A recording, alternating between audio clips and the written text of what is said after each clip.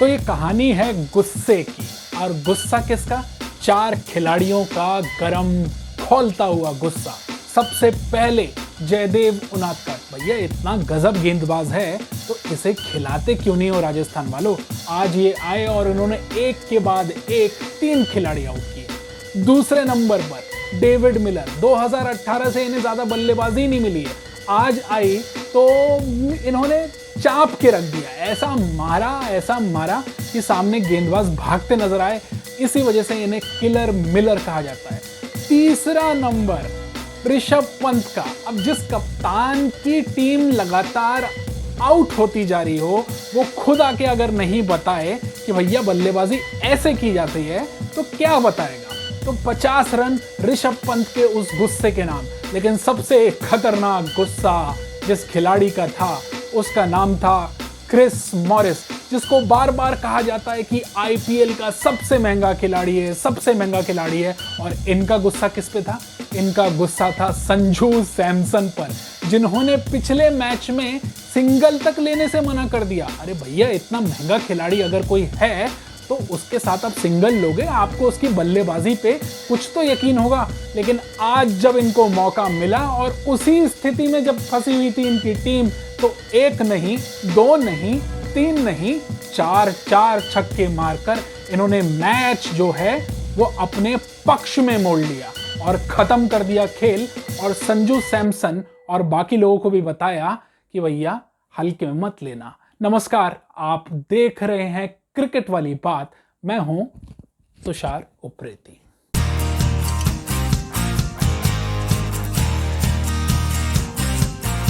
तो कप्तान संजू सैमसन ने जीता टॉस और कहा ऋषभ पंत को कि आइए भैया बल्लेबाजी कीजिए।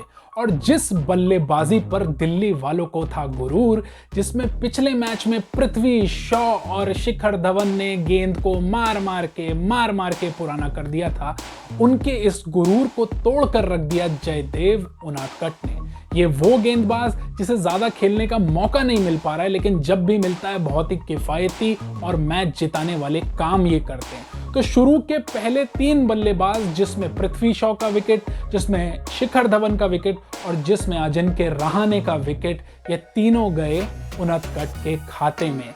जब 3 दिग्गज बल्लेबाज जल्दी ही पेविलियन लौट जाएं तो किसी भी टीम को हो सकती है टेंशन। और जब ये टेंशन होती है ना तो अच्छे बल्लेबाजों का बल्ला नहीं चलता है। तो इस बीच स्टोनिस मैदान पर आए और स्टोनिस को वापस भेजा मुस्तफिजुर रहमान ने सिर्फ 0 रन पे। तो स्टोनिस भी कुछ खास नहीं कर पाए। और इस बीच 10 ओवर खत्म हो चुके थे और जो पारी है ना दिल्ली की, वो लड़खड़ा रही थी। उसे जिसे कहते हैं ना कि कुछ सूझ नहीं रहा था कि इस गली भागे या उस गली भागे। तो 12वें ओवर में 85 रन पे 4 विकेट, जिसमें 50 रन तो अकेले थे ऋषभ पंत के। एक अकेला जैसे गेंदबाजों के बीच में फंस गया हो और छटपटा रहा हो और किसी को उसका साथ देते नहीं बन रहा है और वो चाह रहा है उसकी मदद की जाए, कुछ ऐसा ही हाल था ऋषभ पंत का, जिन्हें हाथ को हाथ नहीं सूझ रहा था। समझ नहीं आ रहा था कि क्या करें क्या नहीं करें। हालांकि थोड़ी देर उनका साथ दिया नए डेब्यूटेंट खिलाड़ी यादव ने। तो 13वें ओवर में ऋषभ पंत को रियान पराग ने कर दिया रन आउट। और उसके बाद तो दिल्ली की जो गाड़ी है ना, उसको मानो एक बड़ा सा ब्रेक लगता, वो रेंगने लगी। लेकिन किसी तरह से क्रिस वोक्स ने, टॉम करन ने और थोड़ा बड़ा छिटपुट हमारे तेवतिया जी ने रनों के थोड़े बतासे फोड़े और उसको मिला के इनका जो स्कोर है वो पहुंचा किसी तरह 147 रन तक सिर्फ 20 ओवरों में। वानखेड़े स्टेडियम में जहां पे 200 का टारगेट हो जाता है, वहां पे 147 से भला क्या होने वाला था, ये तो अब दिल्ली वाले ही जानते होंगे। दिल्ली की गेंदबाजी शुरू हुई तो क्रिस वॉक्स भी एकदम खुंदक में आके गेंदबाजी कर रहे थे। तो उन्होंने मनन वोरा को निपटाया और उसके बाद जॉश बटलर को आउट किया और ऐसा लगने लगा कि अब जो है वो राजस्थान की गाड़ी को भी ब्रेक लग चुका है।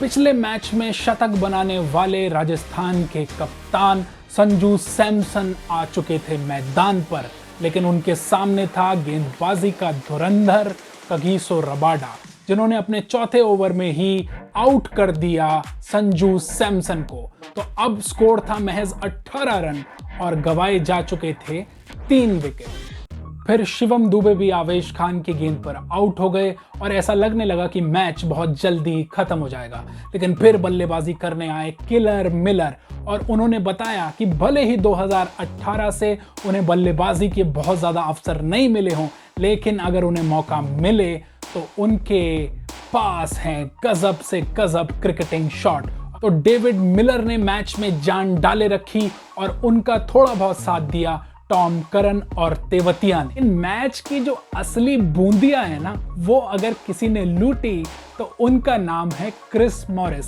अब ये तो मुझे पता नहीं कि क्रिस मॉरिस खुशी से बल्लेबाजी कर रहे थे या बेहद गुस्से में थे, लेकिन ऐसा लग रहा था कि कोई पॉइंट है जिसे वो प्रूफ करना चाहते हैं। और वो पॉइंट अगर आपको याद हो तो पिछले मैच में ऐसा कुछ अजीब सा वाकया हुआ था कि जब संजू सैमसन ने उनके साथ सिंगल लेने से मना कर दिया था, उससे एक अंदेशा ये भी लगा कि जैसे कप्तान को भरोसा नहीं है उनकी बल्लेबाजी पर।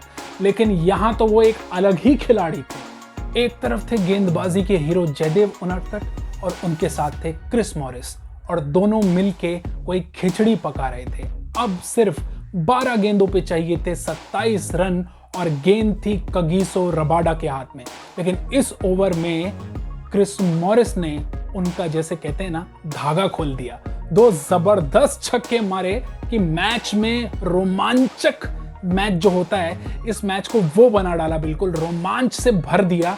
और ऐसा लगने लगा कि आज तो वो अपना पॉइंट प्रूव करके ही मानेंगे। तो आखिरी ओवर में चाहिए थे 12 रन और सामने थे क्रिस मॉरिस और पेविलियन से देख रहे थे संजू सैमसन। और क्रिस मॉरिस के मन में लगता है गाना चल रहा था कि आ देखे जरा किसमें कितना है दम, जम के रखना कदम मेरे साथिया।